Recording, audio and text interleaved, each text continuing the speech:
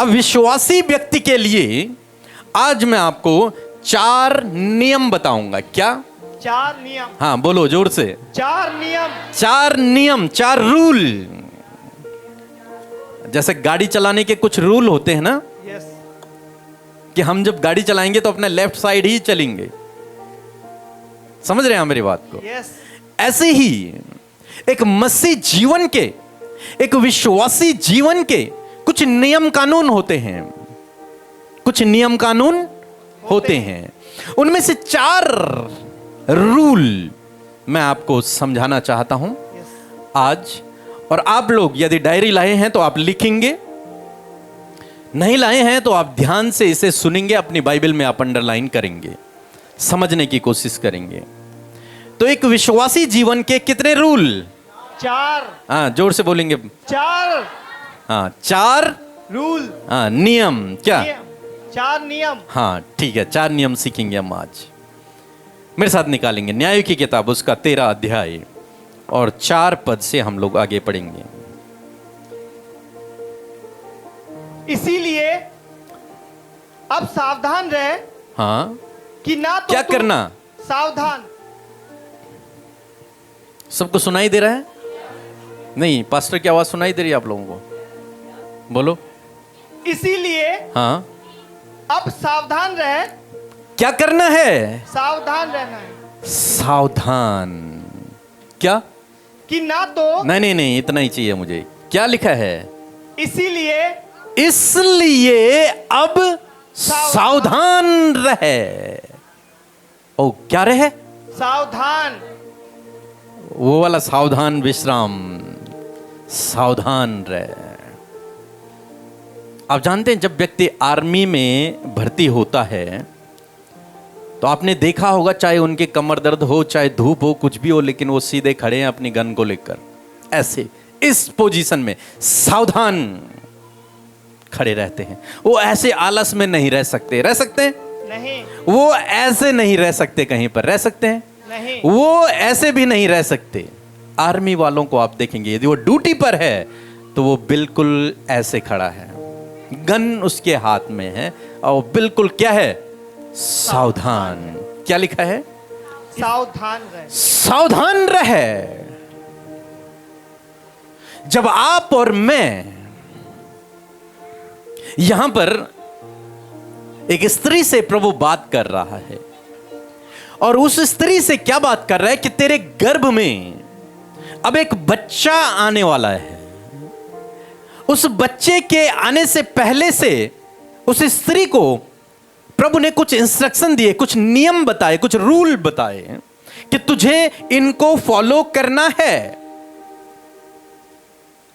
और उनमें से पहला रूल क्या था?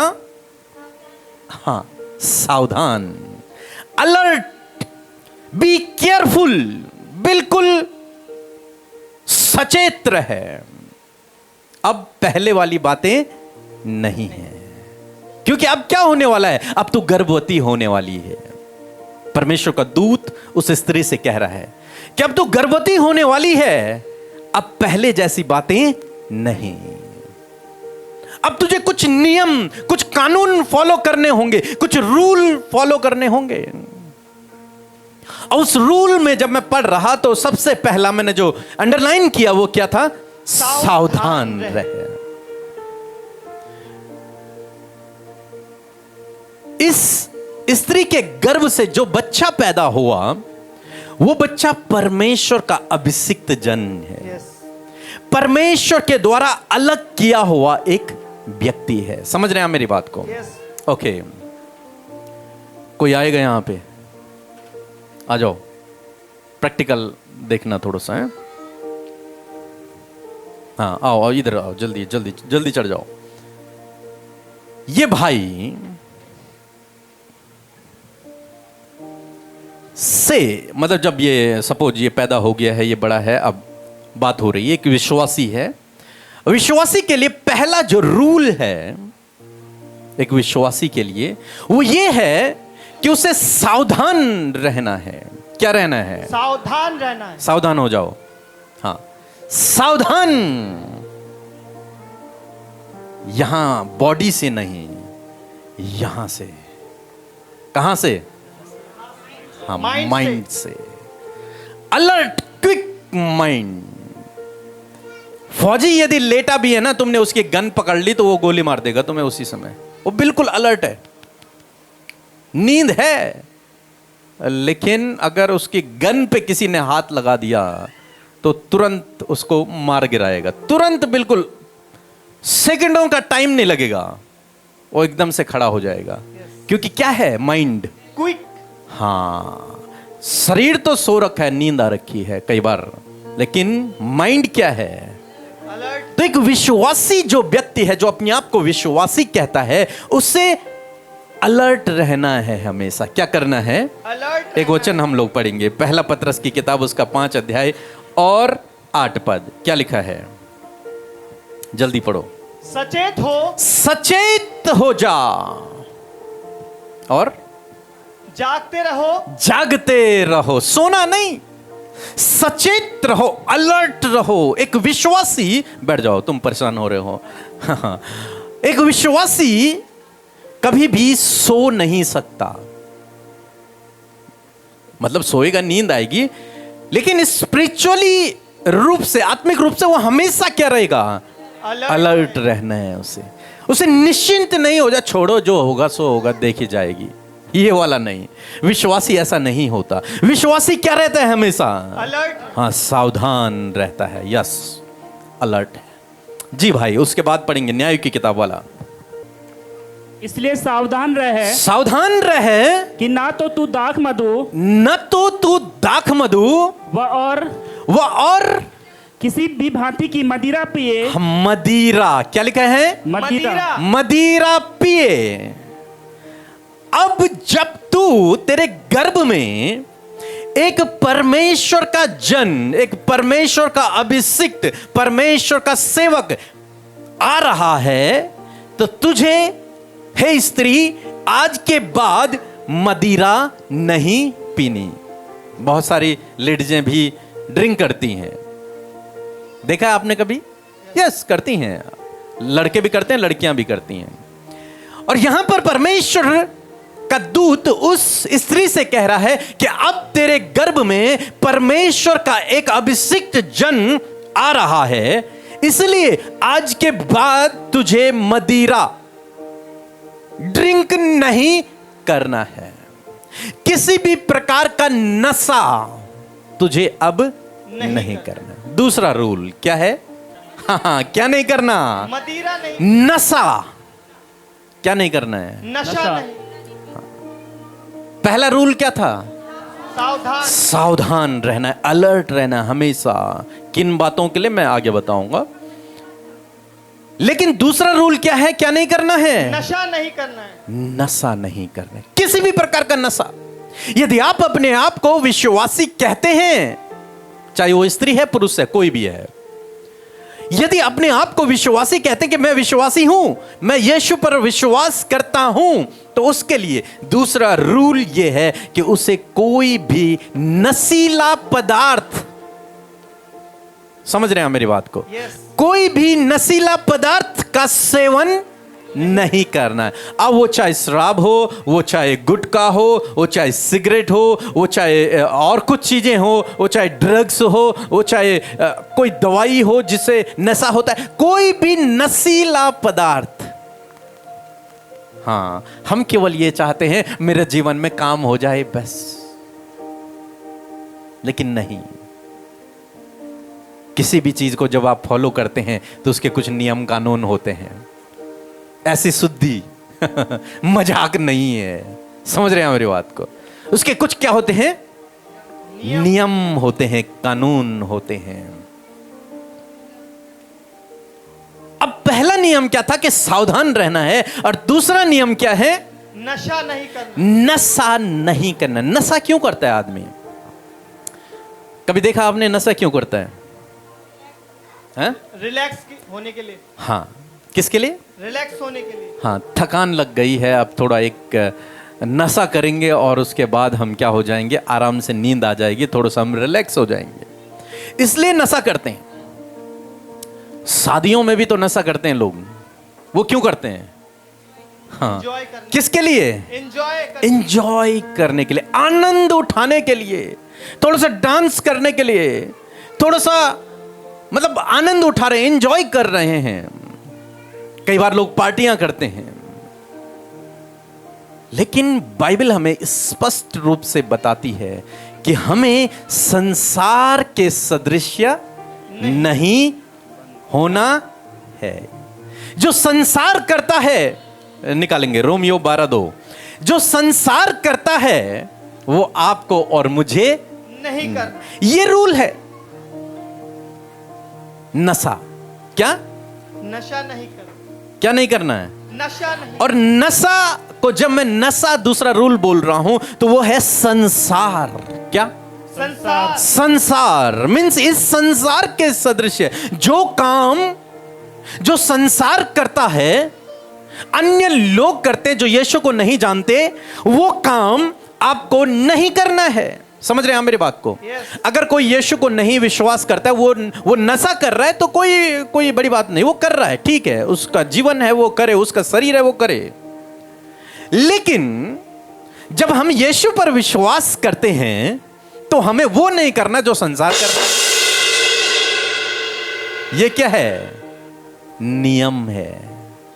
जो संसार कर रहा है वो मुझे नहीं करना। समझ रहे हैं आप मेरी बात को? Yes. अपने आप को संसार से अलग रखना है। ये जिस व्यक्ति के बारे में बताया गया है, वो व्यक्ति परमेश्वर का एक अभिषिक्त जन है, ठीक है। अब जब परमेश्वर का अभिषिक्त चुना हुआ व्यक्ति है, तो वो संसार के जैसा ही अगर रहेगा तो कैसे पता चलेगा ये चुना हुआ है? पता चल पाएगा? नहीं। हाँ, फिर से आओ विवेक। ओके, ये व्यक्ति है, ये कहता है कि मैं कौन हूं? विश्वासी हूं। कौन हूं? विश्वासी। विश्वासी हूं, मैं यीशु पर विश्वास करता हूं, और साथ ही ये यहां पर आता है, ये संगति करता है, गाने गाता है, वचन सुनता है, फिर घर जाता है, और शाम को कहीं शादी में गया और वहां ये फुल ड्रिंक किया हुआ है और मजा से डांस कर रहा है, कपड़े भी उतरे हुए हैं, फटे हुए हैं, डांस कर रहा है। इतने में हम में से कोई वहां पहुंच गया। अब हमने देखा, अरे ये तो संसार के ही जैसा है, ये अलग नहीं है, ये चुना हुआ जैसा नहीं लग रहा, क्योंकि दिख नहीं रहा है। दिख रहा है? नहीं। ये इधर वाला भाई भी जो मसीह को नहीं जानता, वो भी ड्रिंक किया हुआ है, नशा कर रहा है, और ये भाई भी जो मसीह को जानता है, ये भी ड्रिंक किया हुआ है, ये भी नशा कर रहा है। तो दोनों क्या हो गए? एक समान।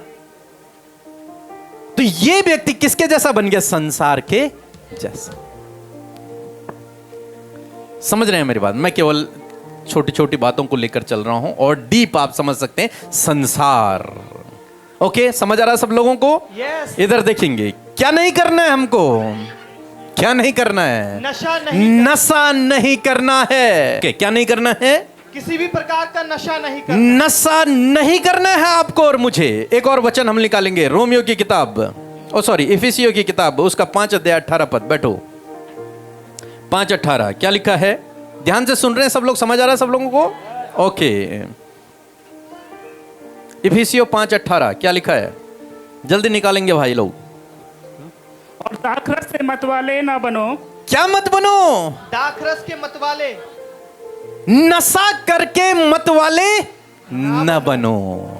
अब वो स्त्री है चाहे पुरुष है, कोई भी है, लेकिन क्या लिखा है उसके लिए?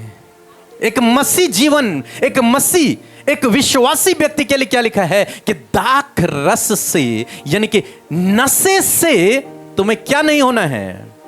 मतवाला। हाँ, मस्त नहीं होना है। समझ गए इतना? यस। पहला रूल क्या था? सावधान। सावधान कैसे रहना है मैं बाद में बताऊंगा। दूसरा रूल क्या है? नशा नहीं। ओके, क्या नहीं करना? जब आप ये 2 रूल फॉलो कर रहे हैं, तब आप एक मसीह हैं, तब आप एक विश्वासी हैं। आप डंके की चोट पर कह सकते हैं, हाँ मैं एक विश्वासी हूं। कैसे? कुछ तो दिखना चाहिए ना एक विश्वासी के अंदर, तभी तो वो विश्वासी होगा। कैसे पहचानेंगे लोग? तभी तो पहचानेंगे, नहीं तो कोई नहीं पहचान पाएगा, सब एक जैसे ही होंगे। ओके, एक और वचन हम लोग निकालेंगे, दूसरा तीमुथियुस की किताब, उसका 2 अध्याय और 22 पद। दूसरा तीमुथियुस उसका 2 अध्याय और 22 पद। क्या लिखा है? जवानी की अभिलाषाओं से भाग। जवानी की अभिलाषा से क्या कर? भाग। हाँ, जब व्यक्ति जवान होता है तो उसके मन में बहुत सी अभिलाषाएं होती हैं, बहुत सी इच्छाएं होती हैं कि मैं ये भी करूं, मैं ये भी करूं, मैं वो भी करूं, मैं किसी लड़की के पीछे भागूं, मैं किसी लड़के के पीछे भागूं, मैं किसी अपने दोस्त के साथ में घूमने के लिए जाऊं, मैं नशा करने के लिए जाऊं। ये एक जवान व्यक्ति के अंदर एक अभिलाषाएं होती हैं, क्योंकि वो चेक करना चाहता है चीजों को, और इसी चक्कर में वो कई बार गलत कदमों को उठा लेता है और बहक जाता है। लेकिन परमेश्वर का वचन एक विश्वासी को यह कहता है, क्या कहता है? कि जवानी की अभिलाषाओं से क्या कर?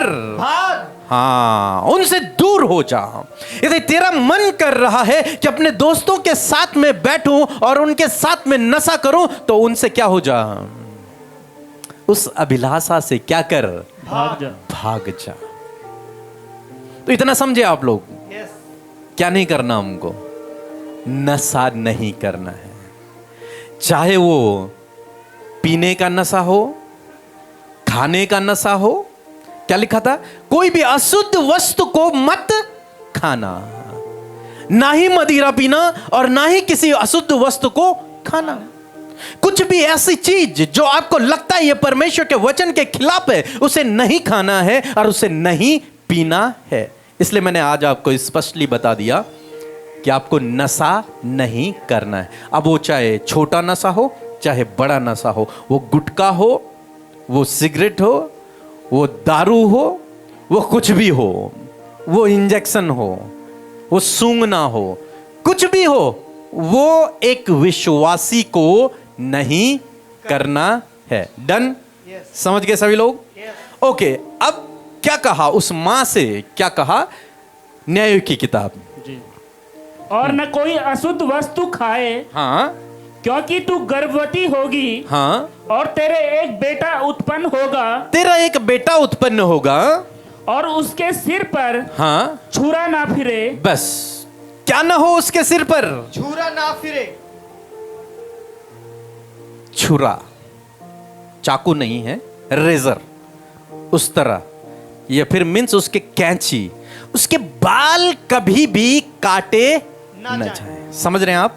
एक ऐसी स्त्री से बात हो रही है, परमेश्वर एक ऐसी स्त्री से बात कर रहा है जिसके गर्भ में अब परमेश्वर का एक नाजीर, अभी मैं बताऊंगा, एक परमेश्वर का एक अभिषिक्त जन आने वाला है। तो उस स्त्री को यह निर्देश दिए गए हैं कि तुझे क्या करना है और क्या नहीं करना है।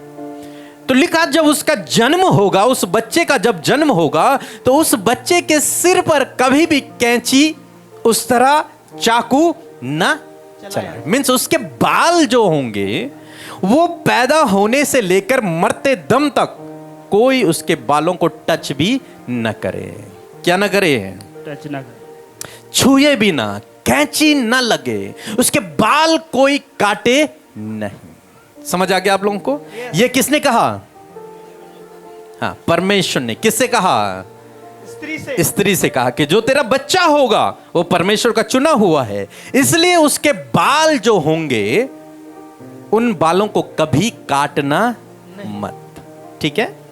वो हमेशा, जैसे स्त्रियों के बाल रहते हैं लंबे, ऐसे उस बच्चे के बाल क्या रहे? हमेशा लंबे रहे, उसके बालों को कोई काटना नहीं। जब यहां पर बालों की बात हो रही है तो बाल रिलेटेड है हमारे शरीर से। बाल जो हैं हमारे शरीर से हैं। शरीर के शोभा बाल हमारी सुंदरता को बढ़ा देते हैं, बढ़ाते हैं। स्त्रियों के बाल उनकी सुंदरता को बढ़ाते हैं, पुरुषों के बाल भी उनकी सुंदरता को क्या करते हैं, बढ़ाते हैं। इसीलिए जब कभी किन्हीं भाई बहनों के बाल निकल जाते हैं तो वो बहुत डिप्रेस हो जाते हैं, चिंतित हो जाते हैं, क्योंकि उन्हें लगता है कि हम अब खराब लग रहे होंगे। लेकिन ऐसा नहीं है। समझ रहे हैं मेरी बात को? खराब इंसान बालों से, कपड़ों से नहीं होता है, उसके अंदर हृदय से होता है, उसके कामों से होता है खराब और अच्छा। समझ रहे हैं मेरी बात को? सो यहां पर उस स्त्री से कहा गया कि तू इस लड़के के, ये जो बच्चा पैदा होगा, इसके बालों को कभी भी मत काटना। क्या मत करना? हाँ, इसके बालों को कैंची से टच मत करना। समझ गया मेरी बात को? इसके बालों को कैंची से टच मत करना। हाँ, हाथ लगा लेना कोई दिक्कत नहीं, बांध लेना कोई दिक्कत नहीं, लेकिन कैंची टच नहीं होनी चाहिए। अगर एक भी बाल टच हो गया तो बहुत बड़ा गुनाह हो जाएगा। यह काम नहीं करना, स्पष्ट बता दिया। ओके, अब हम विश्वासी के लिए परमेश्वर का वचन क्या कहता है। रोमियो की किताब उसका 6 अध्याय और 12 और 13 पद हम लोग पढ़ेंगे। एक क्या लिखा है?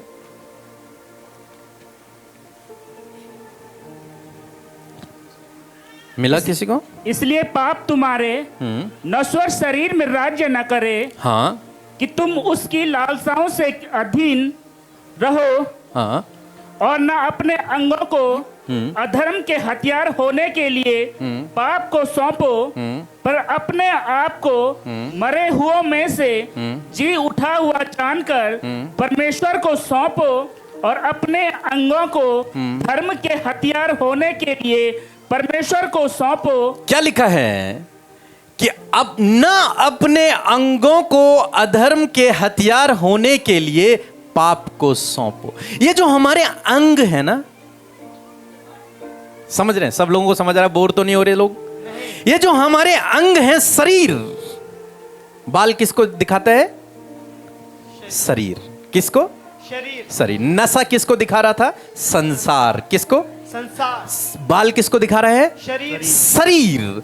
तो शरीर, जो तुम्हारे शरीर के अंग हैं, मीन्स कौन कौन अंग है हमारे? तुम्हारी आंखें जी, कान, तुम्हारी जीभ, तुम्हारे हाथ, तुम्हारे पैर, तुम्हारे गुप्त अंग, तुम्हारे हर एक अंग। समझ रहे हैं आप मेरी बात? किसको नहीं सौंपना, किसको टच नहीं करने देना उन अंगों को? किसको? हाँ, किसको? पाप। क्या लिखा है?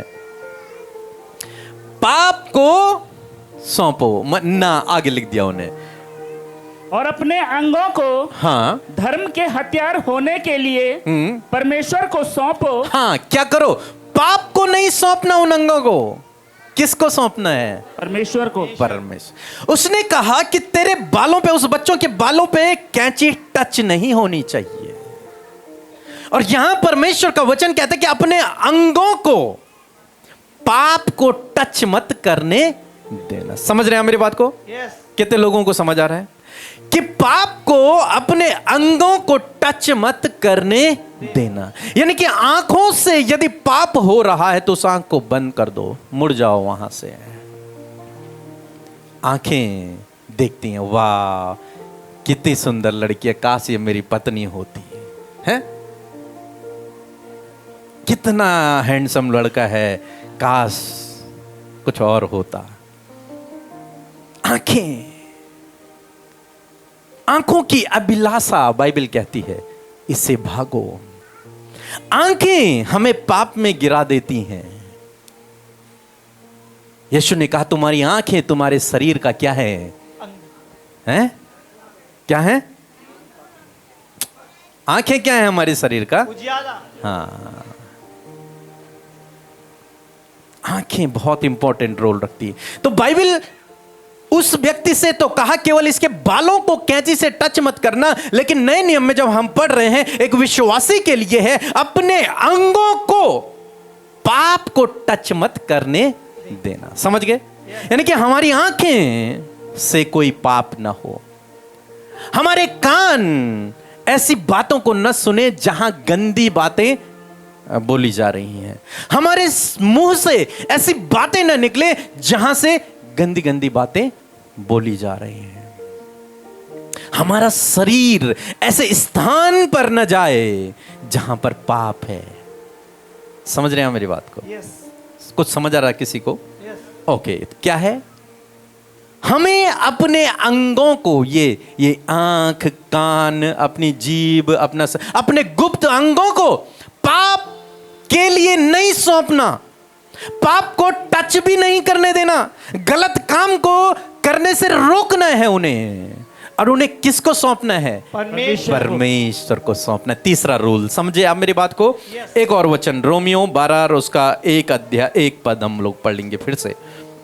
इसलिए हे भाइयों, हाँ मैं तुमसे परमेश्वर की दया हाँ स्मरण दिलाकर जी विनती करता हूँ कि अपने शरीरों को जीवित अपने शरीरों को कैसा? जीवित और पवित्र। कैसा? पवित्र। हाँ, अगर वो कैंची उसके बालों पे टच हो जाते, उकाड़ देते, तो वो अपवित्र हो जाता, अशुद्ध हो जाता। समझे? और अगर हमारा शरीर पाप के लिए हमने दे दिया तो हमारा शरीर क्या हो जाएगा? अपवित्र। तो परमेश्वर का वचन कहते हैं कि अपने शरीर को जीवित और पवित्र। कैसा शरीर चाहिए? पवित्र। प्रभु को कैसा शरीर चाहिए? पवित्र। हाँ, बाल कैसे चाहिए थे? हाँ, बिना कैंची लगे हुए, अशुद्ध बाल नहीं, बिल्कुल बचपन से लेकर बुढ़ापे तक जिन बालों पे कभी कैंची नहीं लगी, ऐसा चाहिए। ऐसी आज्ञा थी परमेश्वर के जन के लिए। एक विश्वासी के लिए यह आज्ञा है। क्या आज्ञा है? कि वो अपना शरीर परमेश्वर को कैसा चढ़ाए? जीवित। हाँ, और पवित्र। और ऐसा नहीं, ऐसा नहीं कि यहाँ तो चर्च में आए हालेलुया हरा बशे के और इधर गाए चलो पाप करते हैं। वही शरीर इधर जाके पाप कर रहा है, पाप समझ रहे होंगे आप, इधर जाके पाप कर रहा है और इधर जाके हालेलुया बोल रहा है। एक ही शरीर। ऐसे प्रभु ने कहा कि तुम्हारे मुंह से दो प्रकार की बातें नहीं निकलनी चाहिए। उसी जीभ से तुम कड़वी बातें बोल रहे, गंदी बातें बोल रहे, और उसी जीभ से तुम hallelujah. No no no no no. विश्वासी के लिए रूल यह है कि उसे अपना शरीर पवित्र, कैसा? पवित्र। हाँ, और पवित्र कब होगा उसका शरीर? जब वो संसार से क्या रहेगा? अलग रहेगा। जो पहला नियम हमने देखा था, नशा। संसार से क्या रखेगा? अपने आप को अलग रखेगा। आंखों, अपने अंगों को, ये फोन, आधा से ज्यादा अंग ये फोन खराब कर रहा है आज की डेट में। हमारी आंखें तो इसने खराब कर दी हैं। इतनी गंदगी इस फोन में है, लेकिन वो हमारे यूज करने पर है, हम कैसा इसे यूज कर रहे हैं। 24 घंटे, और फिर उन्हीं आंखों से हम बाइबल पढ़ रहे हैं। दिखेगा कुछ? नहीं दिखेगा। नहीं। उन्हीं आंखों से हम यहां देख रहे हैं कुछ चीजें, और फिर उन्हीं आंखों से हम आत्मिक बातों को खोजने की कोशिश कर रहे हैं। होगा? नहीं होगा, क्योंकि आंखें तो इसने क्या कर दी हैं? बंद कर दी हैं, अपवित्र कर दी हैं। तो इसलिए आपको समझना इस बात को, यदि मैं विश्वासी हूं तो मुझे अपने आप को, अपनी आंखों को, अपने कानों को, अपनी जीभ को, अपने शरीर को, अपने अंदरूनी अंगों को, अपने गुप्त अंगों को मुझे पवित्र करके रखना है। विश्वासी के लिए रूल है। और यदि वो नहीं कर पा रहा है तो उसे प्रार्थना करनी है, प्रभु आपको शक्ति और सामर्थ्य, पवित्र आत्मा की सामर्थ्य देगा, ताकि आप अपने शरीर को क्या रख सको? पवित्र रख सको। कैंची मत लगने देना, उससे कहा। अपने शरीर को अपवित्र मत होने देना, अपने शरीर को गंदा मत होने देना। आप जानते हैं, जब हम 2 दिन नहाते नहीं हैं तो हमसे बदबू आने लगती है। पता है सब लोगों को? हाँ, बदबू आने लगती है, पसीने की बदबू। अगर हम किसी के पास जाएंगे, वो कहे अरे यार कितना बदबू आ रही है इस व्यक्ति से। ऐसे ही है, जब हम अपने शरीर को साफ नहीं करते, गंदगी में रहते हैं, और तब हम प्रभु की करीबी में आते हैं, तो उसे भी गंदगी, वो खुशबू आती होगी। समझ रहे हैं मेरी बात को? तो इसलिए आपको क्या नहीं करना है? क्या नहीं करना है? अपने अंगों को हाँ। अपवित्र नहीं करना। अपने अंगों को, अपने शरीर को हमें अपवित्र नहीं होने देना है। समझ गए? यस। कितने लोग समझे? अब वो किसी भी तरीके से हो सकता है। गंदा वो तुम्हारे फोन से भी हो सकता है, गंदा वो किसी से बात करके भी हो सकता है, और किसी के साथ में रहकर भी हो सकता है। बचाना है किसको? हमने अपने शरीर के अपने शरीर को। ओके, फिर आगे क्या लिखा था उस स्त्री से जब कह रहा था परमेश्वर? क्योंकि और उसके सिर पर हाँ छुरा ना फिरे, हाँ, क्योंकि वह जन्म ही से क्योंकि वो बच्चा जो होगा वो जन्म ही से परमेश्वर का नाजिर रहेगा। कौन होगा? नाजीर। नाजीर होगा। परमेश्वर का एक अलग किया हुआ व्यक्ति, किसी एक विशेष काम के लिए अलग किया हुआ व्यक्ति होगा। समझ आया आप लोगों को? यस। और जो नाजीर है, जब आप पुराने नियम में पढ़ते हैं तो उसके लिए एक और चौथा नियम भी है। वो चौथा नियम ये था कि उस नाजीर को किसी भी डेड बॉडी को टच नहीं करना। क्या नहीं करना है? डेड बॉडी को टच नहीं। हाँ, निर्गमन की किताब, गिनती की किताब और 6 अध्याय और 8 पद यदि हम पढ़ेंगे तो क्या 6 पद पढ़ लेंगे। निर्गमन 6:6, निर्गमन नहीं, गिनती 6:6। जितने दिन हाँ वह यहोवा के लिए हाँ न्यारा रहे, हाँ उतने दिन तक हाँ, किसी लोथ के पास ना जाए। किसी भी लोथ यानी कि किसी भी शव यानी कि किसी भी डेड बॉडी के पास न जाए। कौन? परमेश्वर। नाजीर, जो परमेश्वर का चुना हुआ व्यक्ति है वो। समझ गया मेरी बात को? यस। उसको 4 काम नहीं करने हैं। पहला काम, उसे सावधान रहना है। दूसरा काम, उसे नशा नहीं करना। तीसरा काम, उसे बाल नहीं काटने। चौथा काम, उसे किसी डेड बॉडी को टच नहीं करना है। ये एक नाजीर के लिए 4 रूल थे। क्या थे? 4 रूल। हाँ, बोर तो नहीं हो रहे हैं लोग? नहीं। हाँ, हो रहे होंगे तो कोई बात नहीं, क्योंकि ये सिखाना भी जरूरी है यदि हम मसीह हैं। ओके, नाजीर के लिए कितने रूल? 4 रूल।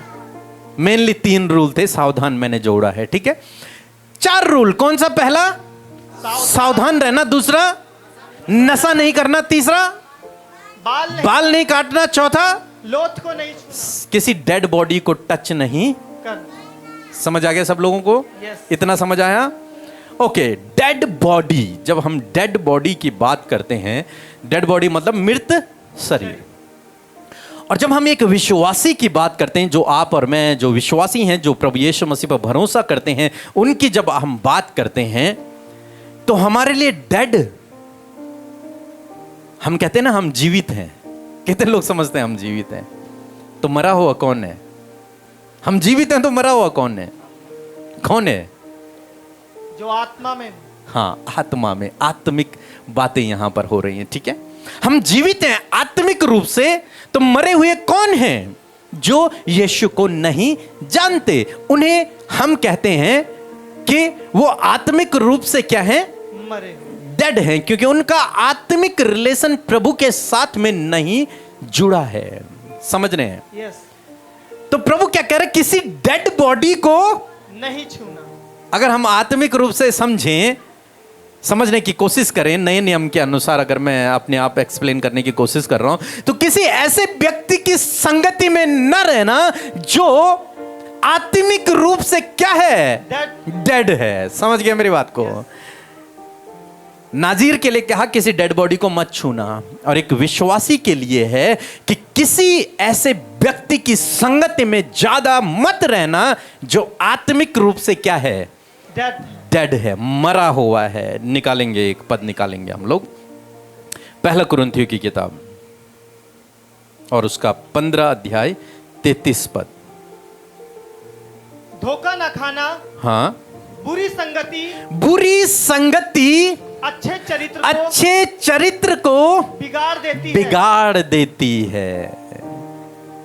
अब बुरी संगति में कौन आते हैं? जो डेड हैं, आत्मिक रूप से क्या है? Dead. मरे हुए हैं, आत्मिक रूप से वो आत्मिक जीवन नहीं जीते, वो संसारिक जीवन जीते हैं, वो डेड हैं आत्मिक रूप से। और अच्छा चरित्र कौन है? जो आत्मिक रूप से क्या है? बलवंत है। आप और मैं विश्वासी लोग। तो विश्वासी लोगों के लिए एक निर्देश है कि अच्छा चरित्र मतलब एक विश्वासी व्यक्ति एक अविश्वासी, एक आत्मिक रूप से मृत व्यक्ति की संगति में ज्यादा न रहे। समझ रहे हैं मेरी बात को?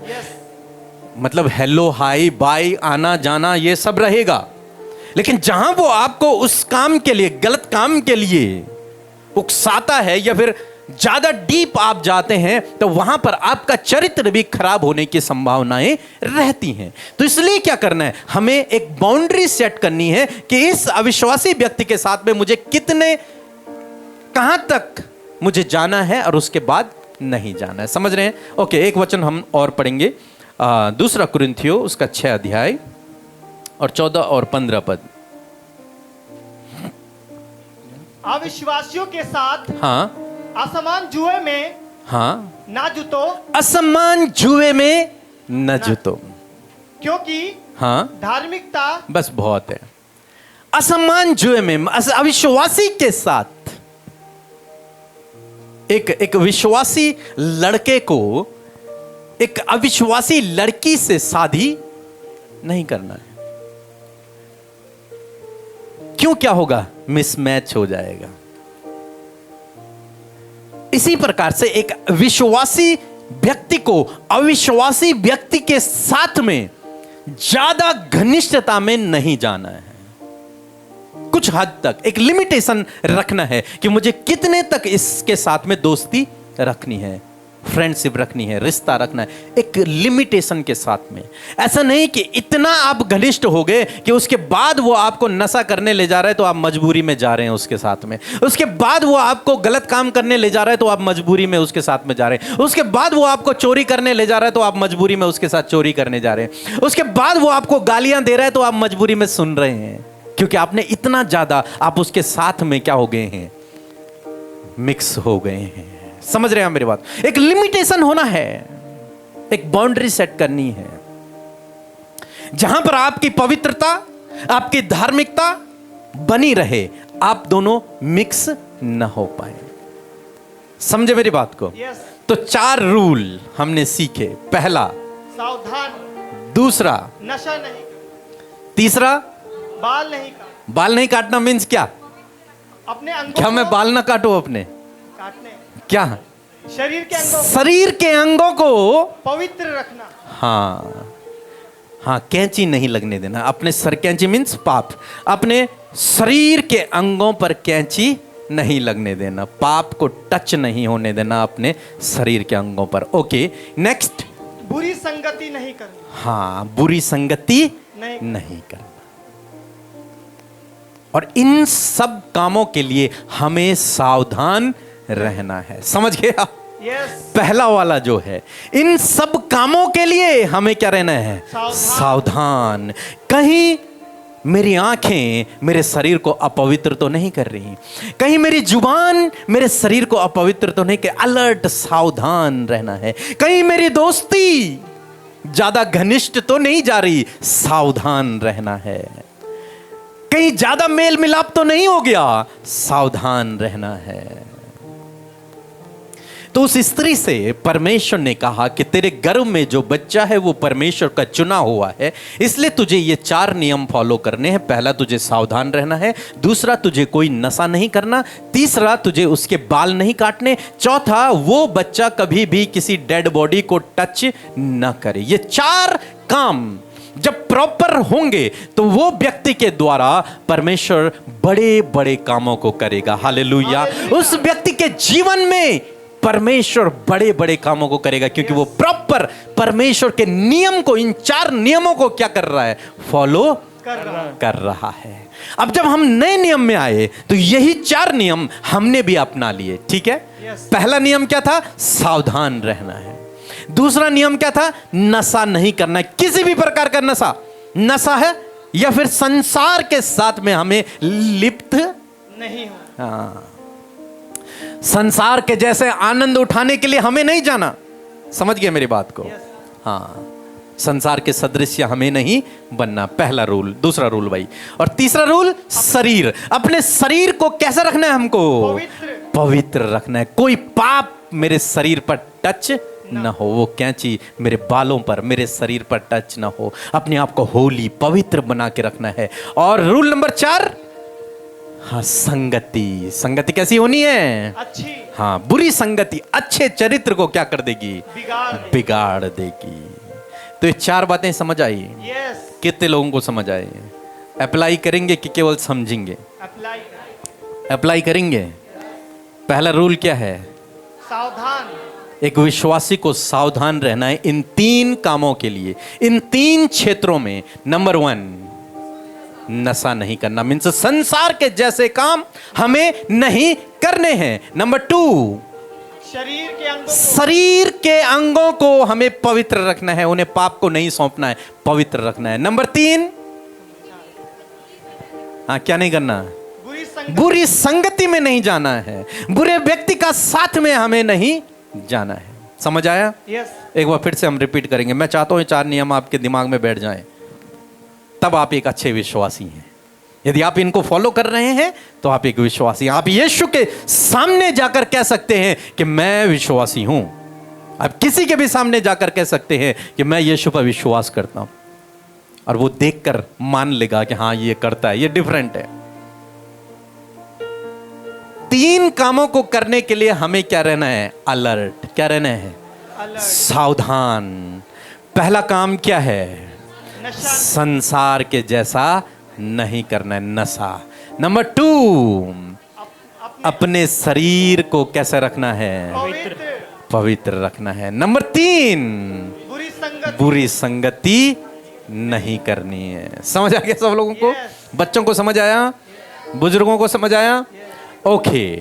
इन 3 नियमों को, और चौथा है सावधान, इन्हें आपको फॉलो करना है अपनी लाइफ में हर दिन। तब आप कह सकते हैं मैं एक विश्वासी हूं, मैं एक मसीह व्यक्ति हूं, क्योंकि यीशु मसीह का ये चरित्र है।